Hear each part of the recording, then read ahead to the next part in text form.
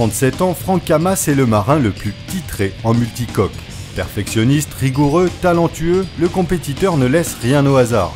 Franck Camas est un excellent marin, mais pour cumuler les victoires, il faut avant tout savoir s'entourer et créer une dynamique collective autour d'un projet. Et de ce point de vue, Franck Camas est aussi un manager de talent. La preuve en est avec sa récente victoire sur le trophée Jules Verne, où après 3 tentatives, il devient le skipper le plus rapide autour du globe en équipage. Difficile de résumer en quelques mots le palmarès de ce compétiteur hors norme depuis ses premiers bords en optimiste devant le Vieux-Port de Marseille. Candidat victorieux du Challenge Espoir à 21 ans, 24 fois sacré sur le circuit des trimarans hors mât, aucune régate ne semble l'intimider, aucun record ne semble pouvoir lui échapper. Concernant la route du Rhum, sur 3 participations, il termine 3e en 98. Après un abandon en 2002, il signe une belle 5e place en 2006.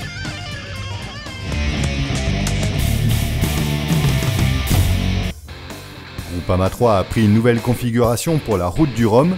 Le mât a été raccourci de 38,50 m à 33,50 m.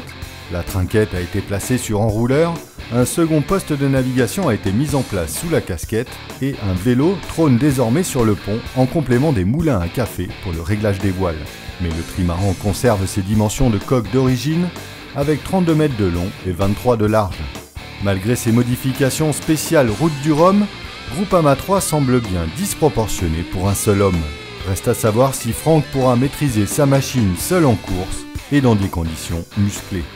Si tu seras avec le bateau, oui, si on me demandait de traverser l'Atlantique aujourd'hui avec Groupama 3, je suis beaucoup plus serein qu'en 98 avec Groupama.